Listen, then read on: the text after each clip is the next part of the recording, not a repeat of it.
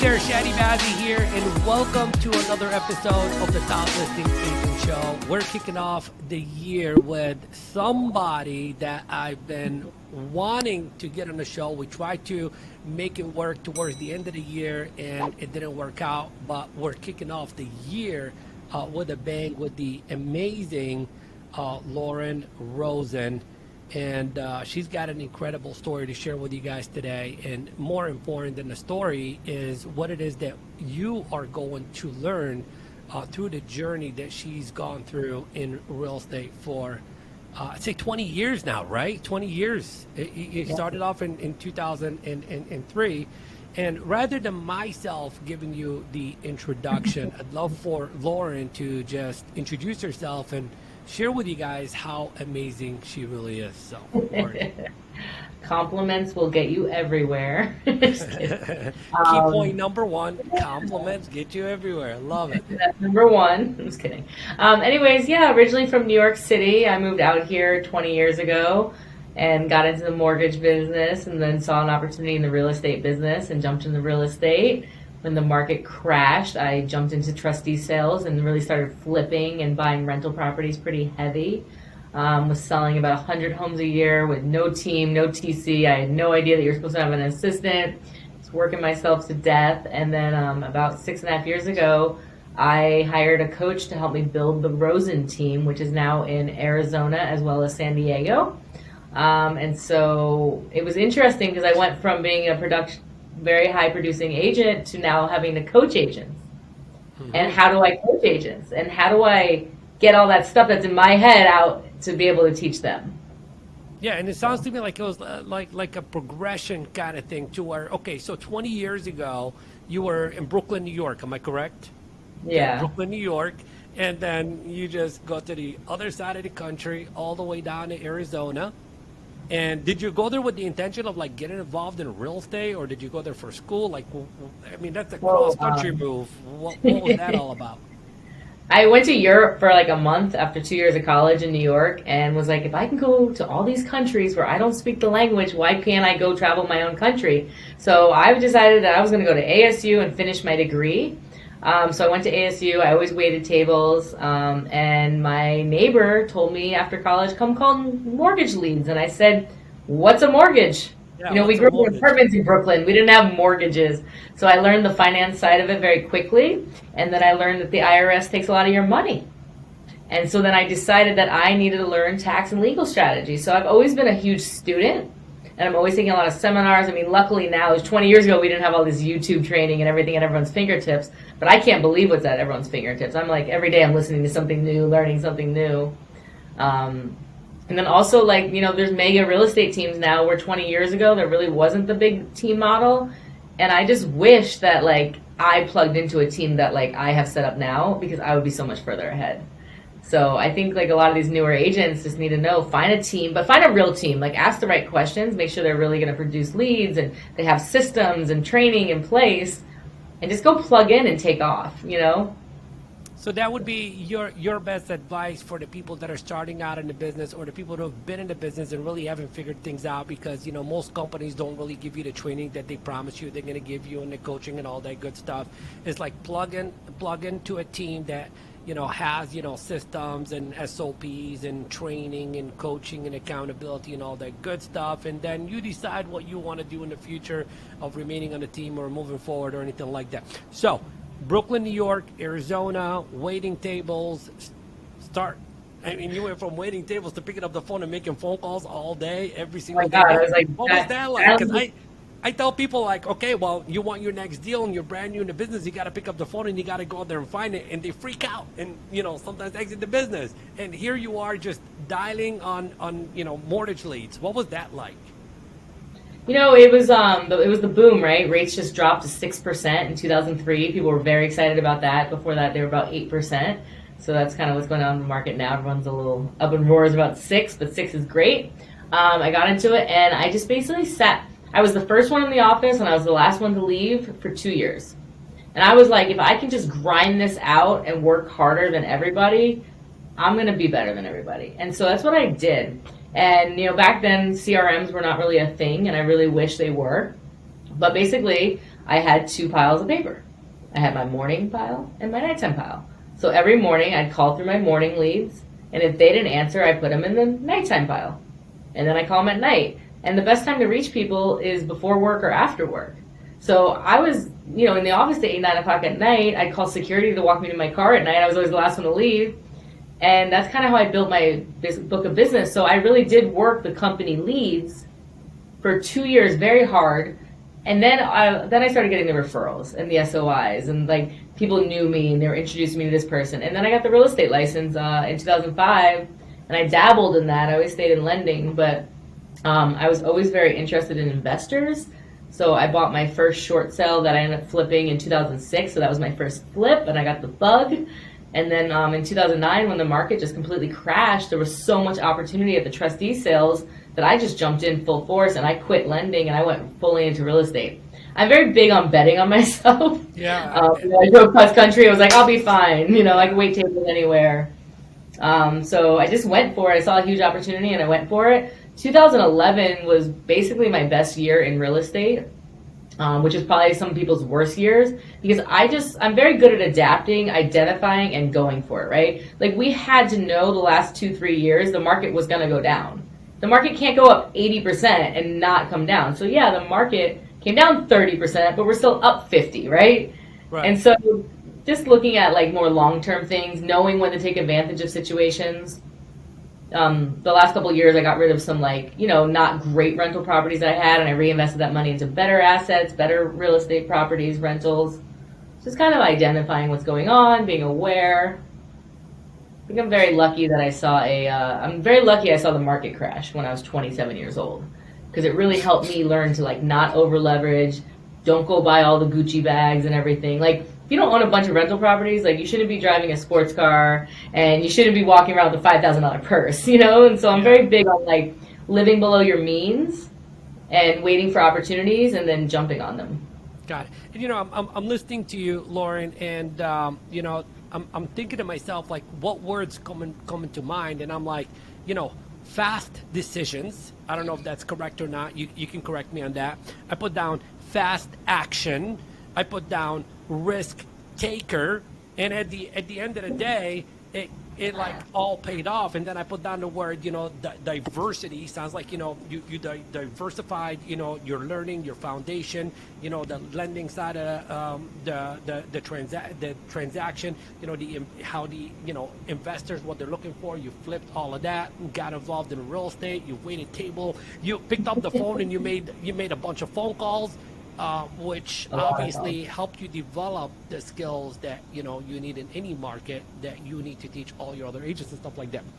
So the fast decision, fast action, risk taker.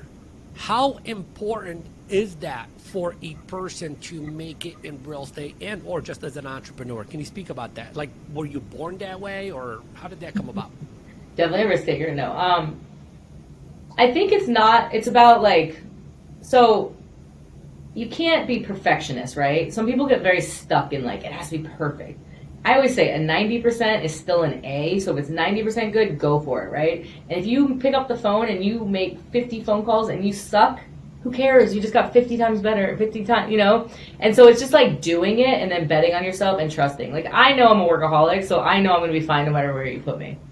And then making fast decisions, but then also, so if I go to a seminar, I love seminars, and you can go and there's millions of ideas, but I am only allowed to bring back 3 that I'm going to execute. And because I bring back 3, I can execute on it. Where if I bring back 50, I'm going to be scatterbrained all over.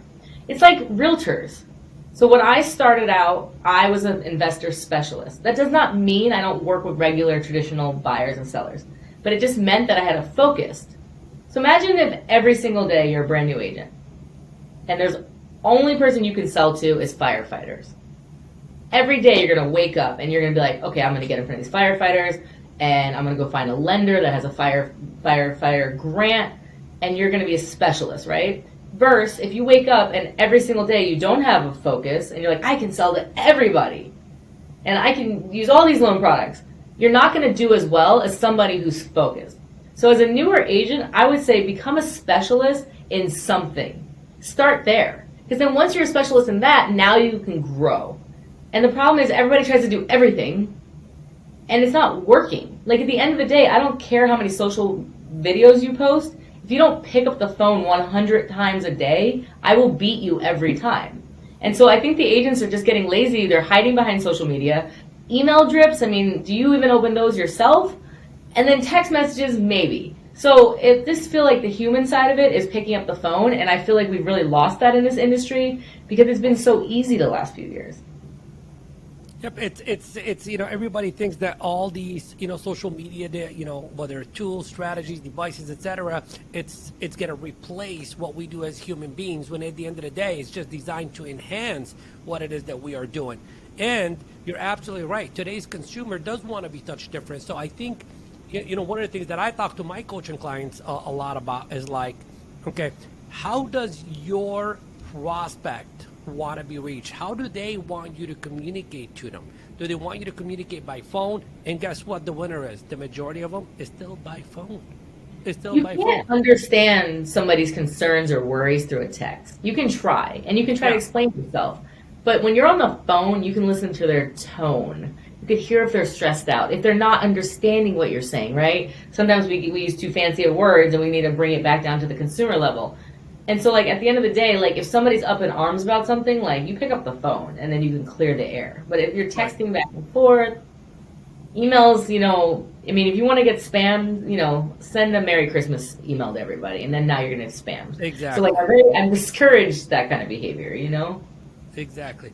All right. So, Lauren, I believe the number I heard, and I want to break up the conversation into a couple of different segments. You did, as a single solo agent, you were able to build up your real estate business to over 100 transactions as a solo agent, correct? For an average of almost 10 years. Okay. And one of the things that you said is that you love seminars, you love to study and all that good stuff. However, you've created a standard for yourself of like, well, it doesn't matter if I learn 100 new ideas, I can only bring back 3 that I need to focus on. And once I get those 3, then I go unpack the next 3, etc. So what I would love for you to do is pretend that you're leading a seminar right now, but you're only going to share 3 points that everybody's going to take and implement if they're doing less than 100 deals. Like, what are the 3 things that I need to focus on in order for me to just do more than what I'm doing all the way up to 100? I would say the number one thing that's really important is your online image. So get all your family and friends to write you reviews. Make sure your bio is written in third person. Fake it till you make it. You can Zillow. You want to make sure your Zillow review is good. Your Realtor.com profile is good. It matters, right? Because when people, especially if you're trying to get listings, people are going to do research on you. The issue with a brand new agent is like you don't really have any credibility, right? Where if you join my team, now you're part of my team. You're part of my Zillow profile. So all those sales go under you and all those reviews, and it's giving you like that instant credibility. So it's like leveraging the brand, right? So like if I was a new agent, I would leverage someone's brand, I would leverage someone's systems, and I would leverage someone's leads. And I would just not try to reinvent the wheel. At the end of the day, agents are so obsessed with their commission splits. 0 times 0 is 0. And if you're going to get the chance to work and learn and be under someone that runs a mega team that's willing to invest in you, you should be grateful that they're willing to do it for the price they're doing it. I've spent hundreds of thousands of dollars on coaches that didn't do it for free. So Okay, so number 1 is your online image. Okay, either create your own, clean it all up, reviews and all that good stuff, and or leverage if you're part of a team or you want to join a team, make sure it's a team that you can leverage all that credibility. It's borrowed credibility. I remember the first time that Tom Ferry put me up on stage. I immediately became the most credible person in the room because I was speaking at a brand new topic back in 2009. It was called Web 2.0. So that was borrowed credibility, and it kind of put me in the map. And I love your whole entire, philosophy of like, find that one person that's done everything that you're trying to do, and just go rub shoulders with them, be on their team, etc. And even if you're not going to join their team, friend them. So that's number 1, online image. What's number 2? Number 2 is have a morning schedule Okay. and like live by it.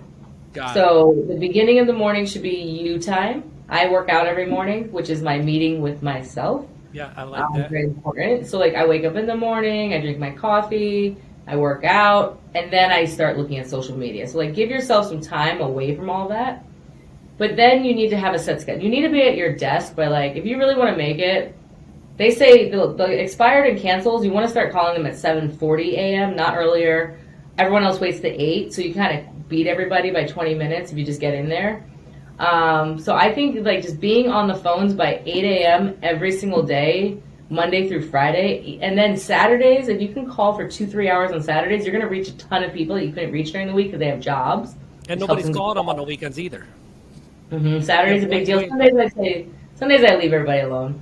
But I just think like setting your morning up and living out of your calendar. And I think the biggest mistake I see is like realtors will put follow-up or prospecting in their calendar, but then, oh, client wants this. And they make every excuse in the book to not pick up the phone. And then the biggest mistake I see in real estate is realtors, they get really busy, like say new in their career. They'll come on my team, they'll do everything I tell them for 2 months, and then all of a sudden they got 3 escrows. Oh my God, 3 escrows.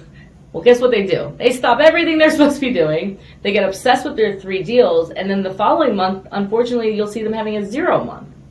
And it's that yo-yo. So if you can just learn to have a morning schedule, because the afternoons in real estate, you don't know what's going to happen. Someone wants to see a house, there's a listing, this. But from 8 to 10 a.m., your clients are pretty quiet. So if you can get on the phone and get your CRM dialed in the morning, you're going to have a very successful career. I love it. All right, so I'm joining the Lauren Rosin team. Okay, expectation number 1, you're gonna say, hey, let's clean up your online image, leverage these points, etc. Okay, number 2, I need you to commit to have a your time with yourself every single morning, getting your priming your mind, body, soul, spirit, etc. And then you got to be on the phones by 7:40 a.m. and you got to make these amount of phone calls, and you create that discipline, and you will do more deals than you would have done periodly. Yeah. Right? Okay, got it. Okay, so everyone that's watching and or listening to this, we just gave you the formula, but some of you guys are going to need some kind of accountability. Who's going to hold you accountable? And I want to speak about that for a second, Lauren, because some people, they're not on a team, okay? And their broker and manager may not be holding them accountable, and they know exactly what it is that they need to do an extra 1, 2, 3, 4, 5 deals every single month. They just can't get themselves to create that consistency. What do you say to that person? What's your best advice to that person that's really trying to do it, they just can't get themselves to do it? I think it's maybe finding someone in your office that and becoming accountability partners, like holding yourself accountable. A really good way is to make a Google spreadsheet and just check every day, I got to do these 10 things, and then you check it off. And if it doesn't get done, you're your own boss. So It's going to be up to you. But I think there's ways to manage yourself. You're check, and start doing it. It's yeah. I mean, it's funny. Everyone gets into real estate because they want freedom. Let me help everybody. Yeah. You have no freedom for at least 5 years. Right. This is a 7-day-a-week job. Real estate's interesting. You get a lot of people, a lot of big backgrounds, and it's a sales job, and so most people, if you're not a natural salesperson, it's not going to work, and people want to work with their people they like. They want to shop with people they like. That's the biggest one. So and like attracts like. Awesome. All right. So 2006, I believe it was the year that you said to yourself, it's time for me to do things a little bit differently. I want to go ahead and start a team. You wish you would have done it sooner, etc. And I'm just curious, what led you to the point of I just want to build a team and manage these people and all that good stuff. Because some people they don't want a big team. You know what I mean? What was it for you that said, I'm ready to build a team? I just completely got burnt out. So I burnt out in Arizona. I moved to California. Still sold 70 homes in Arizona that year. I would fly back for buyers and sellers. The idea of leveraging another realtor didn't even cross my mind. I came from a small brokerage. There wasn't many teams around me. So I started interviewing in California with some big teams, and they basically told me, what did you build in Arizona? You need to go home. So I took it to heart. I never wanted to build a team. That was never like an intention or anything. And then I hired a team building coach, very specific. And he was like, hire a buyer agent. I said, why hire one? Why not hire two? Same training. So I hired two right away. And then as I hired more and more and they started doing well, I actually found a lot of satisfaction in coaching agents. It's hard. It's heartbreaking too. I mean, people leave you. It's a high turnover business. But those few that just make it and you know like you were part of their success, I mean, they did the work. I can't take that from them. But I gave them the tools to get there. It's really rewarding. And so now I'm at a point where, I don't know, it gets me out of bed every day. Yeah. I never thought like I would be some CEO running a big company and like having all these agents and responsibility, you know, but here we are. And I gotta say, like, it's definitely more work than ever. Because I have 25 people I got to make sure are okay every day. And so it's just a different mindset. If you're trying to build a team for retirement, it's not meant to be. Like, you genuinely have to love people and want them to do well and like just like have their best. Like, how lucky am I? I get to help all these realtors and then I get to help other people, right? The home inspector gets business, the title company, the lender. It's like, every day I get to wake up and create all these livelihoods for people. Like, I'm pretty blessed and to be able to lead. You know what? And it's beautiful that you just said that, because a lot of people never really think about it beyond just, you know, the paycheck that you're making off of somebody. But no, you created an opportunity for that person, and that person created an opportunity for, you know, the lending side of the business, the title side of the business, the inspection side of the business, the landscaping side of the business, and stuff like that. In essence, you employed one person, but you really employed 15, 20 different people, and you changed a lot of different lives. And I love what you said about, like, you know, being able to work with all these agents at a different level. I was having a conversation with my 26-year-old son yesterday. It was last night. And he's like, how can you keep on doing this? And you know, what he's talking about is like our coaching clients from all over the country. God bless every single one of them. We want them all to win. But like the most recent conversations have been around people really, you know, just buying into the media hype of what's happening in, you know, with the economy and all that good stuff. And then I got to tame their mind and fix their mind and help them and all that good stuff. And I said to him, you know, the most gratifying feeling is not the paycheck. It's the client saying, you saved my marriage, you saved my life, you saved my business, you've saved my family, you've done this and you've done that. And a lot of people really don't take it that deep. And in essence, Lauren, without whether you know it or not, you have no idea how many lives and how many marriages and how many families you've saved as a result of being the leader that you are. And now, you know, just watching you from afar, I'm just seeing you like, you know, continue to grow, you know, that now with EXP, it's not just, you know, Arizona, it's not just San Diego. Now it's like nationwide, global wide. Well, that's why, so EXP has been just like, I love EXP mainly because it's the only company I know of that like, I'm going to contribute to other people. They're going to be more successful. We're all going to make more money. So we're actually like incentivized to collaborate and help and share. So when I moved over 2 years ago, I'm under Jen Wayner, and she was like, here's my playbook. And I came from a small brokerage. I'm trying to build a team. I'm spending $30,000 a year on coaches that aren't even in production. Let's be honest. Most coaches aren't. And who am I learning from? Yeah. And so here's a powerhouse woman doing what I want to do. And she's literally like, here's your playbook. And so my team was able to grow 2.5 times in volume of sales because of who I collaborated with. So now I feel lucky enough now I have like 6 teams that are in my EXP organization below me that aren't the Rosin team that I get to contribute and help with, which again goes back to me feeling good about what I do for a living. So it's just been it's not anything I ever expected. Definitely not. And then I'm like, okay, you know, we got all these different things and all these agents and stuff like that. You know, do you get to the point to where like you're ripping the hair out of your head because you're so overstretched and so over leveraged, or how do you balance everything? You have to bring in other leaders. So leaders develop leaders. So I run my whole company on EOS, which is a way to run a business. entrepreneur's operating system. And so basically each department has a head of the department. There's marketing, we have a wholesale division, we have a project management division. You know, we get listings ready and help buyers get houses ready. And so once a week we meet for a level 10 meeting. It's a 90-minute structured meeting. And so all 6 of us meet, we hash out issues for the week, we set to-dos, and then a week later we come back. And so what's that's done is it's helped, first of all, it helped me get rid of bad leaders, because you can't show up every week and not have your thing done that you said you're going to do a week ago.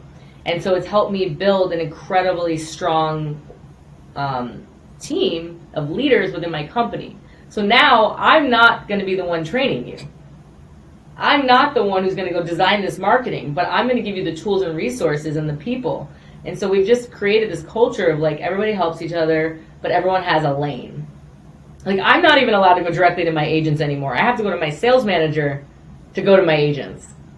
And it's good because I'm tough love, and she's too lovey, so we try to find a balance. Good cop, bad cop. I gotta say, all the leaders in my company are not realtors. So I stopped hiring realtors to like run my company. I hired someone that was a CFO of another company for 17 years, and so she's very experienced. So once she came in about a year and a half ago, she just cleaned up every department. And everything's numbers and tracking, and so like she really made me like a real company, I feel. Melinda, we love you. You know, and then I brought in a teacher, and now that teacher is my sales manager, and she's phenomenal. She's built all the training out, Loom videos, training videos, so like you just come in and plug in. She's a teacher. Oh my God. So like she's doing passion. Do it, right? I mean, the thing about teachers are they're very underpaid.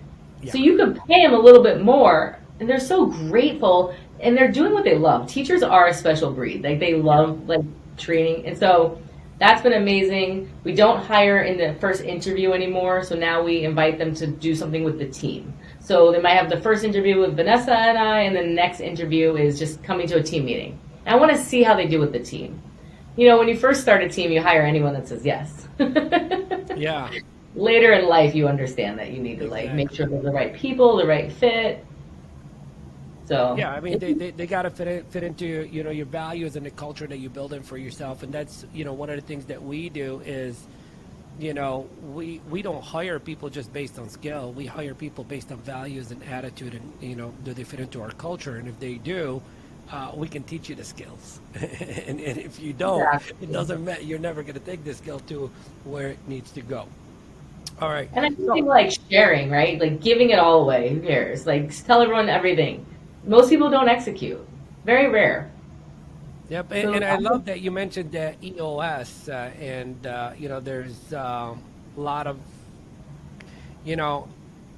I think that term in the real estate world is becoming even more popular now than it's ever been, and the constant for people has always been like, I need to put systems in place. I need to put systems in place. I need to put systems in place. And they never put systems in place because they need a system for how to put together a system, etc. And there's been some very, very good books. I think the one I heard you mention, and it's one that we also operate out of, is Traction by Gino Wickman, who is the son of Floyd Wickman, one of the greatest real estate trainers. I don't know if you knew that or not. His dad, That's amazing. His dad was, like literally Mike Ferry's #1 competitor way back then, and it's beautiful. So Rocket Fuel is the other one with Traction. If anybody's you're trying to start a team and you want to know where you are, Traction kind of tells you if you're the visionary or if you're the integrator, which means you're more the executor. There's actual tests within the book. For every 10 visionaries, there's one integrator. Yep. It's just knowing, like, here's the thing. If we want to talk teams and building teams, number one, you can't be in competition with your agents. Yep. That's another big mistake. You promise those agents to feed them. So even if it's my mother buying a house, I will bring another agent with me, and that agent will work the deal. And I will come, and I will be there, and I will support, and be on group texts and emails. But, if you really want to run a business and run a successful team, you can't be in competition with your agents. Now, I do think you do need to focus on listings for the first couple of years. Yes. So the name of the first company, thing you do top is take listing yourself agent. off those buyers. Just be done. And then you want to, and the handoff's important, group text. I stay involved with the client so they don't feel like I abandoned them. But like every couple days, a couple emojis in the group text, I'm still here. But like knowing like the agent or the TC will come to me if there's an issue. But immediately, if you're going to build a team, the first thing I do is get no more buyers. You're done today. Today's your last day. I don't care if it's 5 million, it's done. Figure out a fair split with your team. The next thing is focus on listings. And then once you get to a point, usually I'd say about 140, 150 million your team before you really probably remove yourself out of listings. So like now I'm at a point where I've removed myself out of buyers 6 years ago. I've removed myself out of sellers last month. Yay. Congratulations, yes. So now my focus is recruiting agents for the team. Because you have to think as a team lead, each agent's going to do less production, right? So say each agent did 12 deals last year, this year they're going to do 8 deals. So what that means is that I need to double my agent count. Yep. And by doubling my agent count, I'm getting the same numbers, so I don't need to double my admin staff. So I'm just in a recruiting mode right now. Like, you can't teach an agent who won't use your systems to use your systems. All you can do is hire more agents. Yep. And so I'm just in this mode of like recruiting them and training them. And the training I think is just so huge. I think this industry disgusts me that they don't have training or like to do fingernails. 1,600 hours of fingernailing. Yeah. It's a verb. It's a verb, I swear. Where like real estate, you pass your test and you're like, go sell a $10 million house, and it's this huge I just don't understand what's wrong with this industry. And so I'm looking at a personal point to train agents. Whether you're on the RosinTeam, you're in my EXP world, I do a mastermind every Monday. It's 10 a.m. California time. If anybody wants that, just DM me. I'll send you the information. There's 800 agents on that every Monday. So like I'm just trying to pour back into this community and get these agents trained. Because it's nice to do a transaction when both sides are easy to work with, know what they're doing. There's no crying. No, I'm just kidding.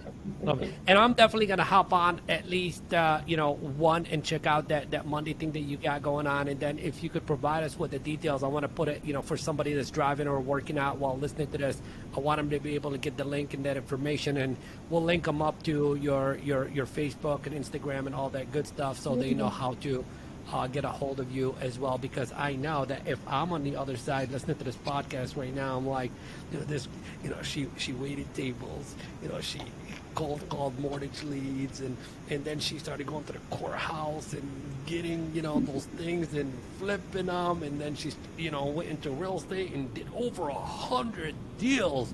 That's like a gazillion deals. And then she started a team, and now she's giving me the playbook. Wow. All right, one-stop shop. I want it all. So just Lauren, DM me at Lauren Rosin, ROSIN. Anything, social media, I'm Lauren Rosin everywhere. Just DM me. I'll send you the password for that week. It changes every week. But yeah, I'd love to have you guys on. Awesome, beautiful. And Lauren, I always like to end with a question, and the question is, it's the same question for every single podcast. It always ends the same. And the question is, what question should I have asked you today that I did not ask you that I need to ask you right now? That's a good one. I don't know. I think like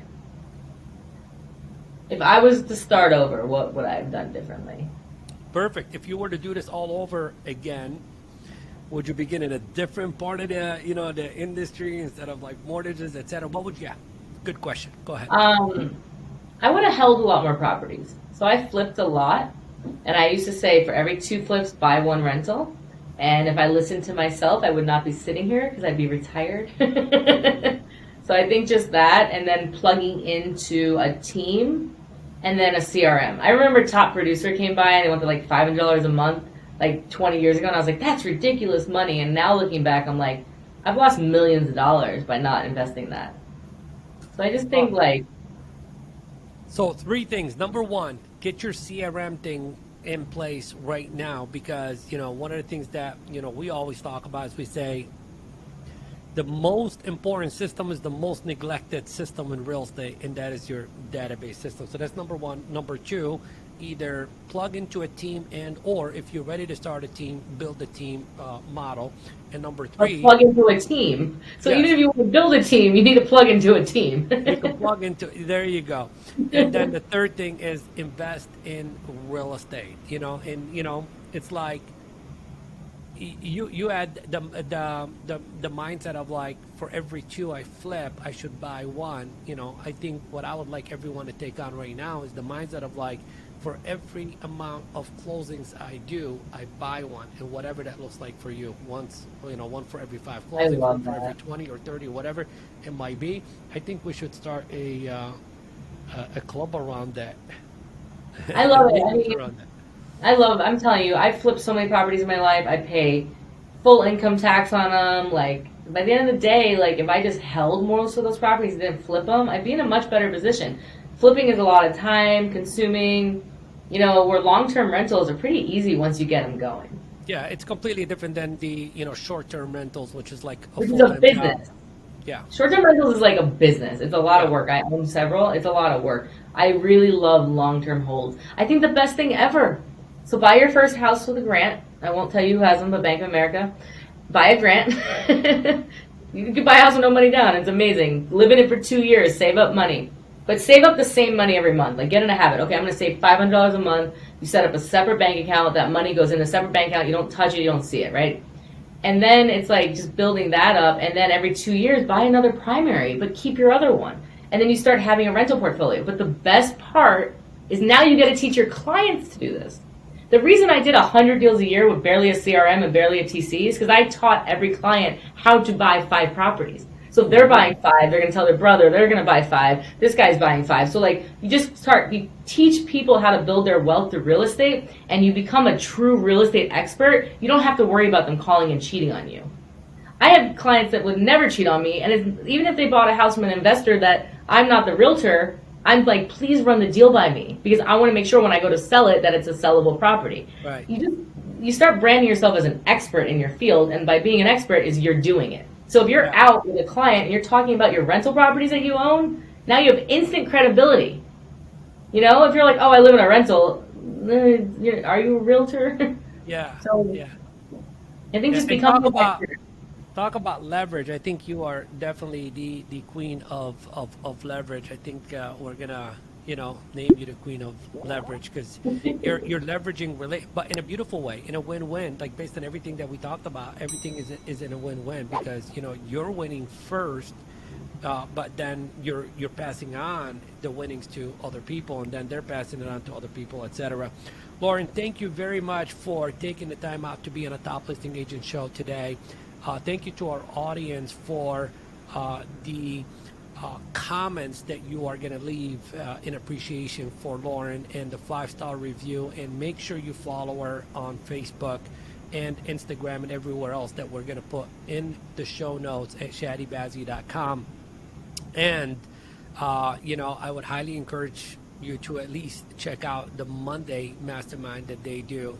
700 plus agents showing up to that. If you walk away with just one nugget, then it'll definitely be worth your time, and it could be the opening of a brand new relationship with someone that has the playbook for just about anything and everything that you need to be able to leverage your business to the next level. Thank you very much, Lauren. Thank you for having me. Thank you. Good luck, everybody.